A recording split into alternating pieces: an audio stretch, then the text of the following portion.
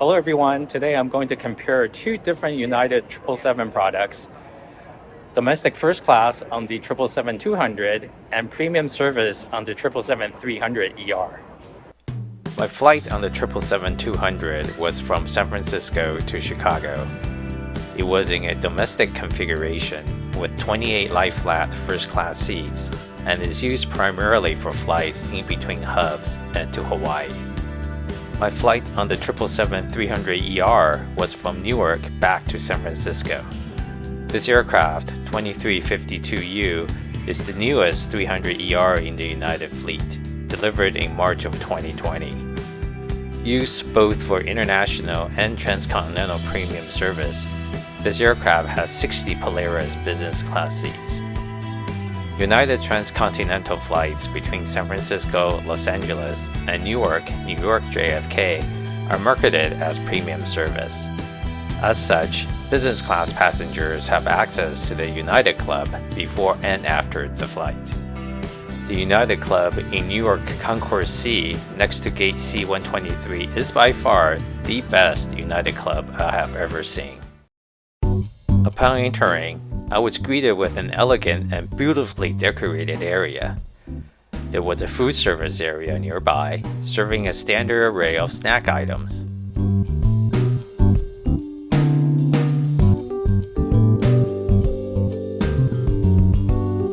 As I continued to the back of the lounge, I was blown away with what I saw.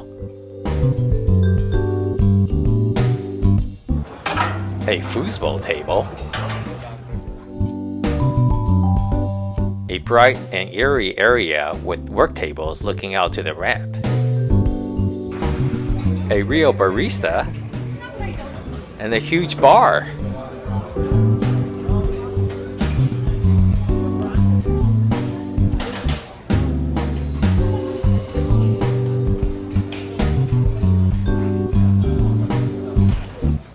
Freestyle Coca-Cola machines,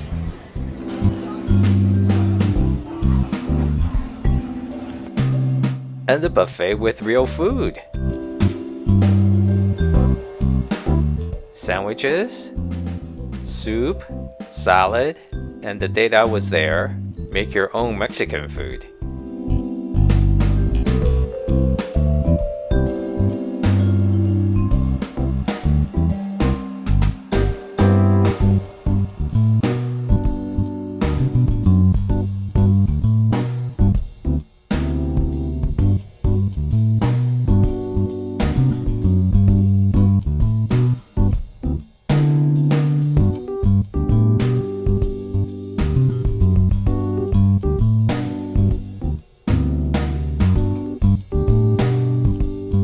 And showers. Did I mention showers? It's such a rare amenity flying domestic.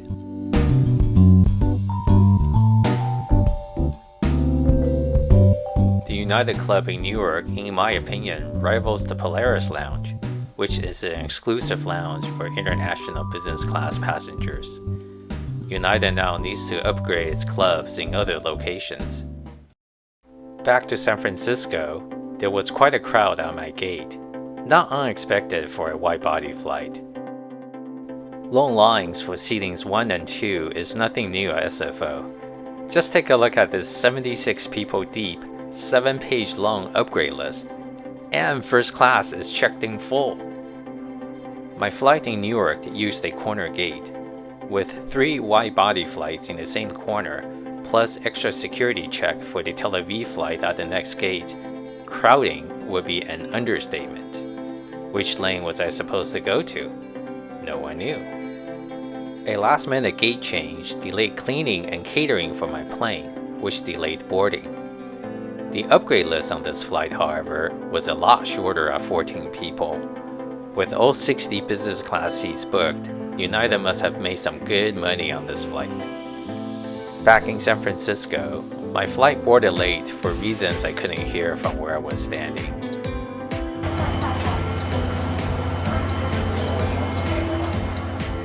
Stepping on board, I couldn't help but smile seeing these old forward, backward-facing business class seats from the days of the 747. I will still take these 10-year-old lie flats on a 777 over a recliner in a 737 any day.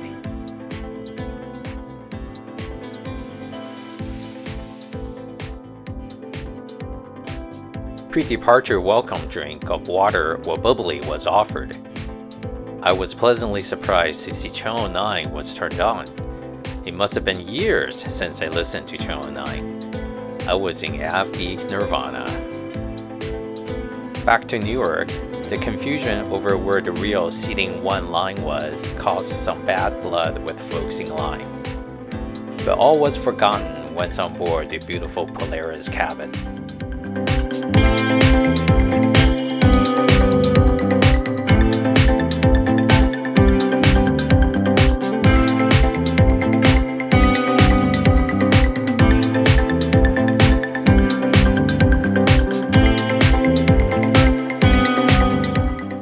At my seat, there was an amenity kit, 2 different pillows, and a blanket. This amenity kit is the Transcom Premium Service version, so international flights have a different kit. There was a bottle of water, along with a headset. A flight attendant later apologized for not having pre-departure drinks available since the aircraft was catered late. Despite being United's newest 777, it was disappointing to see my side table was all scratched up, and the air vent below the window was dusty, full of crumbs, with a bonus piece of trash. We're scheduled to be in the air for 3 hours and 28 minutes, and we're in great That's it? hands with our pilot, Chapter. My flight on the 777-200 from SFO to Chicago pushed back just 13 minutes late, technically still on time. Thanks again for flying with us. I'll be back with more details about today's flight once we're in the air.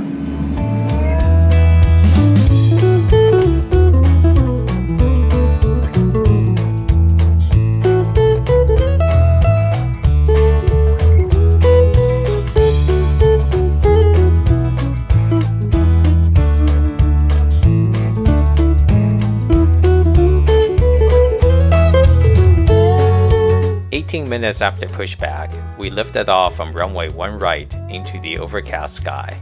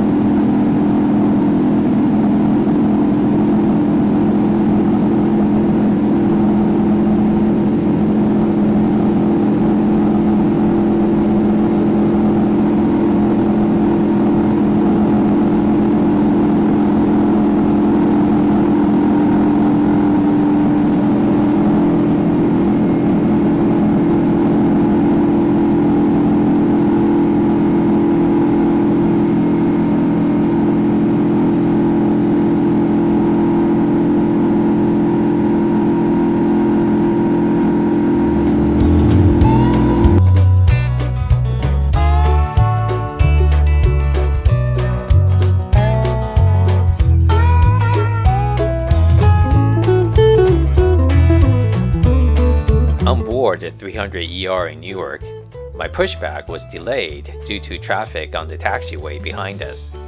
We finally got underway just a bit over 1 hour behind schedule. I just love the sound of the GE90 115B starting up. Just listen to that.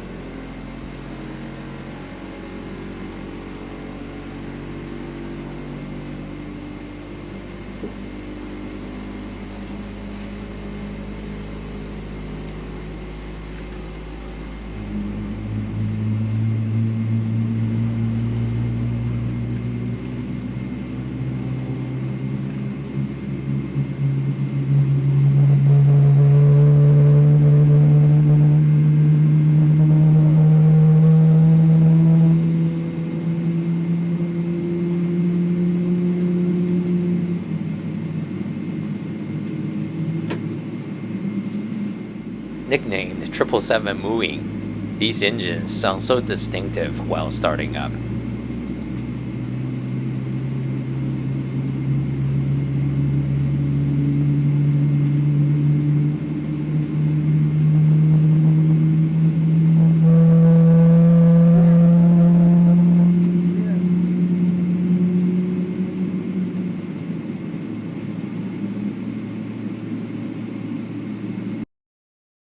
It was another half hour by the time we got to runway 22 right.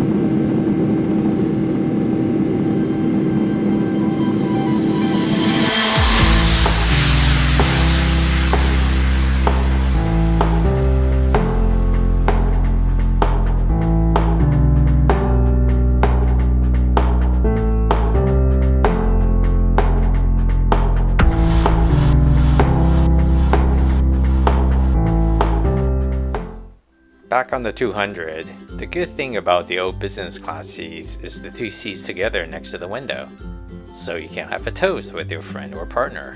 To the 777.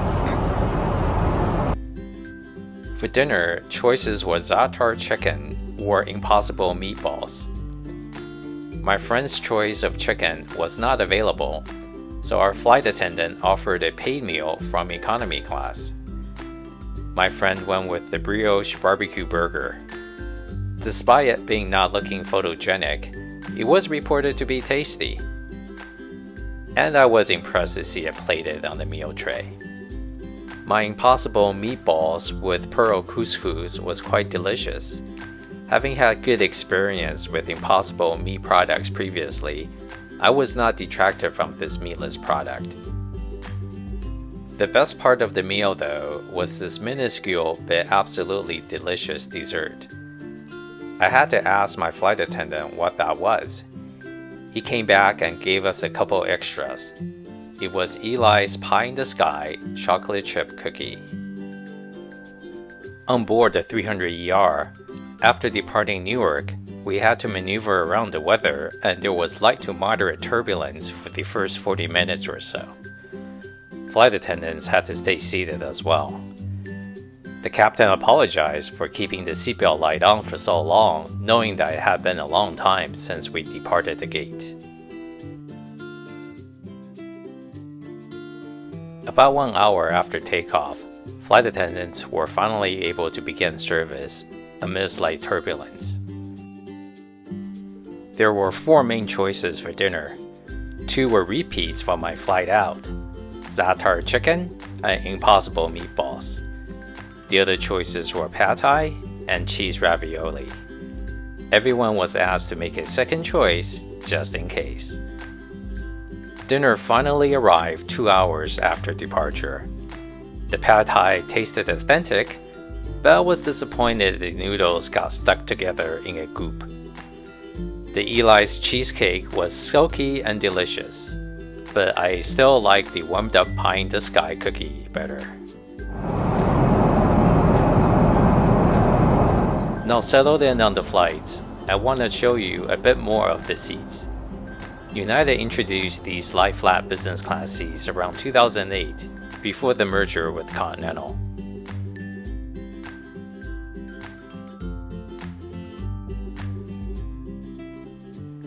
Seat controls are in between the seats.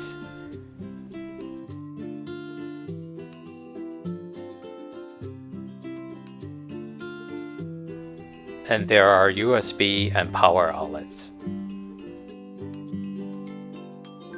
The 15-inch monitor touchscreen, also controllable from the remote control, is still plenty big by today's standards. The only place where I can put my 11-inch iPad was this narrow slot next to my seat. While the seat is in the bed mode, It is not very private if a stranger is seated next to you.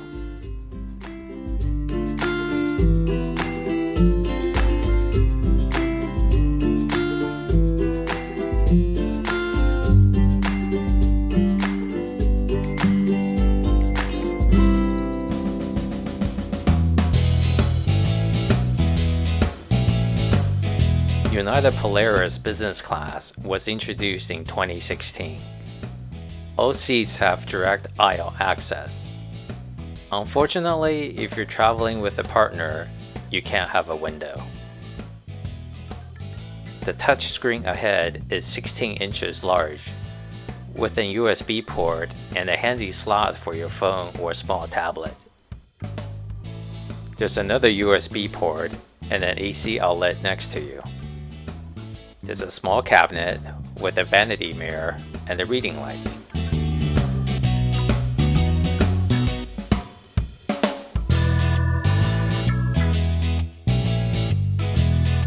The slot in front is not quite big enough for a laptop, so it will probably have to be stored along the vents below the window. The rotary seat controls handles a lot better than buttons on the old seat.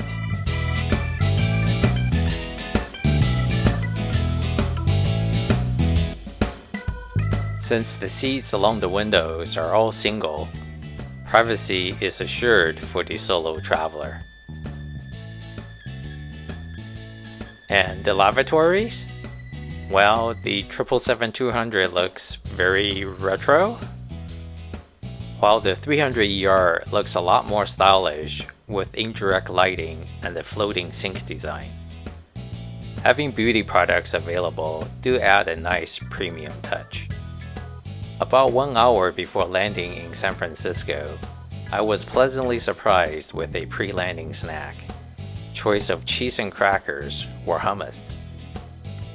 Despite of the delay, it was a nice refreshing end to an otherwise comfortable flight. We approached from the northwest, and after turning final over San Francisco Bay, we descended into a fog bank, typical in the summertime, before landing on runway 2A right.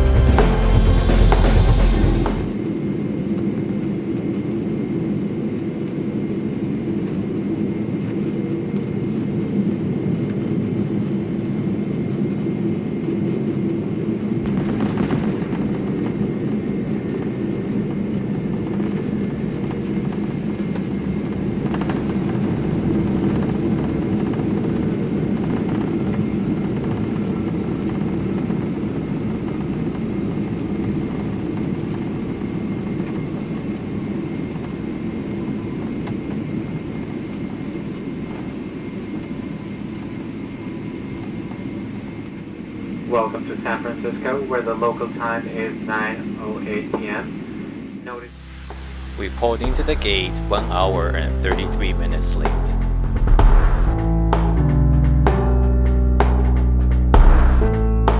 Let's not forget about the landing in Chicago. We made a long final from the east over Lake Michigan, landing runway 2A center.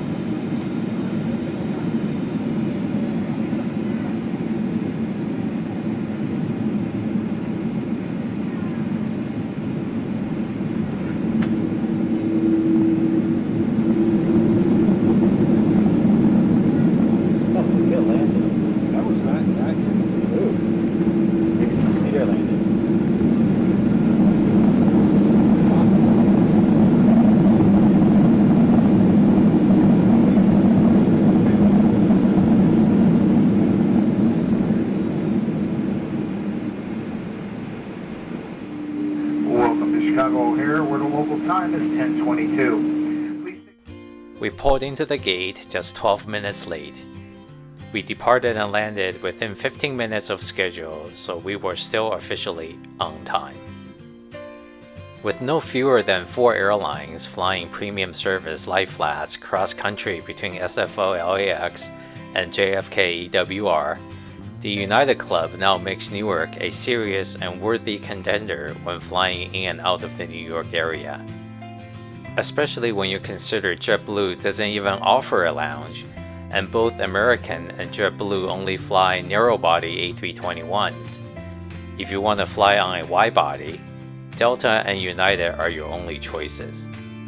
The on-time performance is a point to consider, of course. Thank you for flying with us tonight. We're sorry for the late arrival, and we appreciate your patience and understanding. In May 2022, only 58% of flights departed on time from Newark, compared with over 70% from JFK. My 90-minute delay and a confusing and overcrowding gate area marred an otherwise enjoyable experience flying United Premium service.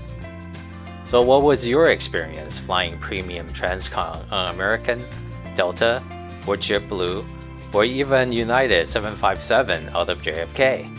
Was it better or worse than United out of Newark? You can leave a comment, and please hit a like and subscribe. And I will see you again on my next flight.